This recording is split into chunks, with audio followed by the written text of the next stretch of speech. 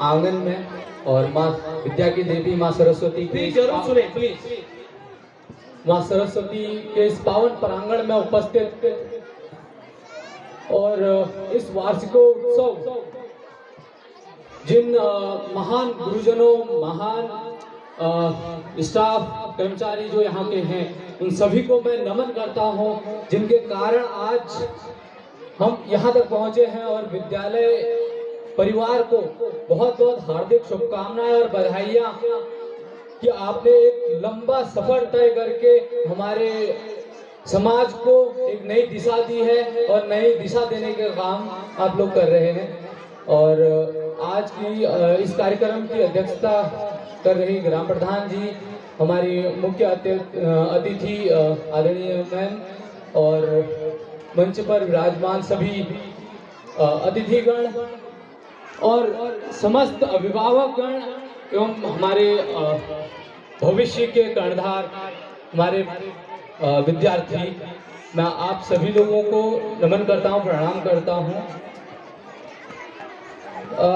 मैं कुछ जो कि मैं काम कर रहा हूँ पर्यावरण के क्षेत्र में, मैं अपना परिचय थोड़ा सा आपको परिचय दूँ तो मैं इस क्षेत्र का सबसे दूरस्थ गांव है चनौला खजूरानी करके, जिसे कहते हैं भैंसी ठाट, वह इस दुनिया से बहुत दूर है, उस दुनिया से बहुत दूर है जो विकसित हो चुका है। तो वहाँ का मैं रहने वाला हूँ और माँ प्रकृति के लिए समर्पित हूँ और छोटा सा एक प्रयास कर रहा हूँ कि माँ प्रकृति को मैं संरक्षित, हम सब मिलकर संरक्षित कर सके, क्योंकि आने वाला समय बहुत गंभीर भी है और चिंताजनक भी है। शायद हमारे अग्रजों ने और हमारे अभिभावकों ने वो जीवन जी लिया है, लेकिन हमें इन बच्चों के लिए सोचना है कि क्या उन्हें वो पानी, वो हवा और वो प्राकृतिक सौंदर्यता, वो संसाधन मिल पाएंगे जिन्हें उन्हें जिनकी सबसे पहली आवश्यकता है। उनके पास धन नहीं होगा वो चलेगा, उनके पास बहुत बड़ी संपत्ति नहीं होगी वो चलेगा, लेकिन अगर उनके पास जीवन जीने के लिए वो प्राथमिक आवश्यकताएं नहीं होंगी तो वो सारा सब कुछ करा धरा रह जाएगा। जो हमने उनके भविष्य के लिए बहुत बड़े सपने देखे हैं वो सब कुछ व्यर्थ हो जाएंगे। इसलिए हम उसी ओर प्रयास कर रहे हैं और मुझे बहुत गर्व होता है कि मैं एक ऐसे विद्यालय प्रांगण में हूँ अभी जहाँ का स्टाफ बहुत अच्छा काम पर्यावरण के क्षेत्र में करता है और मेरे साथ लगातार काम करते हैं। आदरणीय आनंद सर हैं, मनोज भाई साहब हैं और बहुत सारे गुरुजन हैं जो हमारे साथ काम करते हैं पर्यावरण संरक्षण के लिए और मिलकर काम करते हैं। और मुझे भी सौभाग्य प्राप्त होता है कि मैं उनके साथ मिलकर काम करता हूँ। और मैंने इस प्रोग्राम की थीम अभी थोड़ा सा सोचा और देखा कि क्या थीम इसकी, देखो, our culture our pride, think about पहाड़। हमारी संस्कृति हमारा गर्व है और हमें पहाड़ के बारे में सोचना है। कुछ ऐसा मिलता जुलता इसकी थीम है। तो हम लोग हिमालयी सभ्यता के लोग हैं और हिमालयी सभ्यता के लोग, जो हिमालयी सभ्यता के लोग हैं वो माँ प्रकृति के बारे में सोचते हैं और हमारी संस्कृति में पहला स्थान माँ प्रकृति को दिया गया है। चाहे हमारे कोई त्योहार देख लो, चाहे हमारे कोई भी एक्टिविटीज देख लो, हम लोग एक शादी भी जब हमारे वहाँ पे होती है, मैं एक छोटा सा उदाहरण अपने कल्चर का देना चाहूँ। जब हमारी गाँव में कोई शादी होती है तो हमारे घर जब बहू आती है तो हम सर्वप्रथम क्या करते हैं, बहू जो होती है वो नौले पे जाती है, धारे पे जाती है गागर लेके।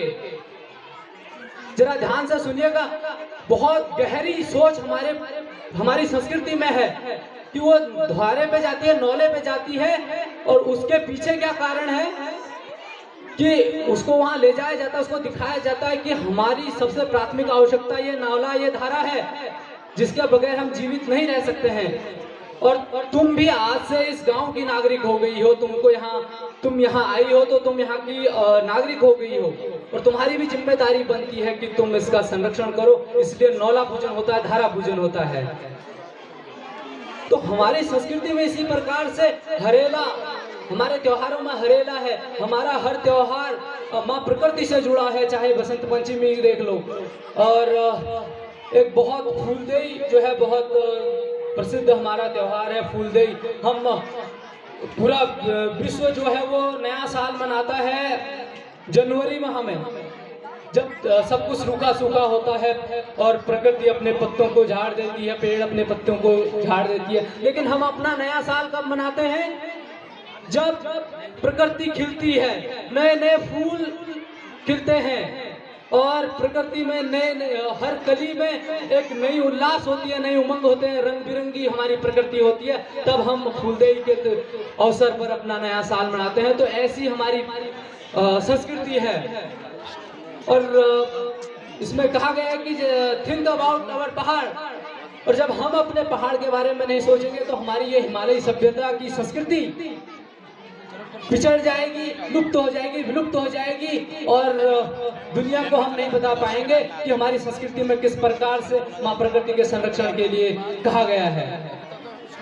तो मैं ज्यादा न कहते हुए पुनः विद्यालय परिवार का बहुत बहुत धन्यवाद और आभार करूंगा कि आपने मुझ जैसे एक सामान्य व्यक्ति को इतना सम्मान दिया, इसके लिए बहुत बहुत धन्यवाद। और मैं आशा करूंगा कि दिशा कॉन्वेंट जो है आने वाले समय में हमारे क्षेत्र के लिए और ऐसे ऐसे विद्यार्थियों को तैयार करेगी, ऐसे सज्जन और महान व्यक्तित्व तैयार करेगी जो समाज को दिशा देगी, समाज में देश का नेतृत्व करेगी। बहुत बहुत धन्यवाद।